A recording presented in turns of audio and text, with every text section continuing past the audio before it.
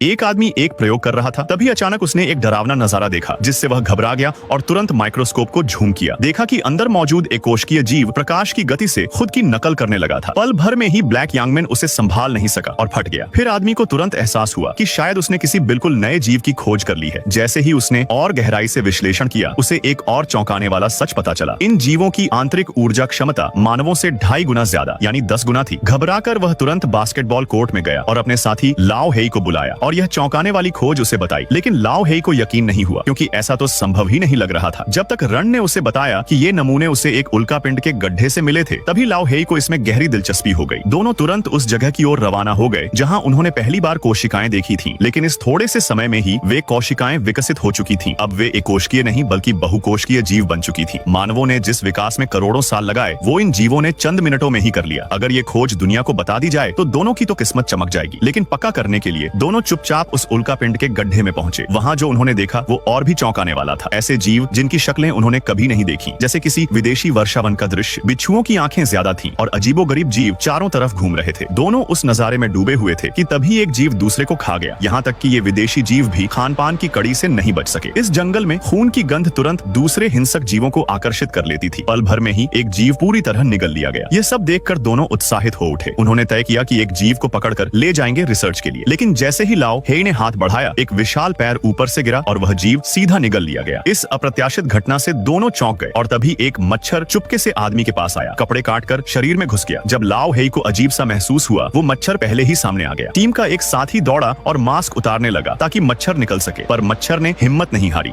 और शरीर के अंदर गहराई तक चला गया। अब लाओ हेई देर नहीं करना चाहता था। वो तुरंत ऑपरेशन के लिए बिस्तर पर लेट गया। डॉक्टर ने स्क्रीन पर देखा कि मच्छर शरीर के अंदर घूम रहा है।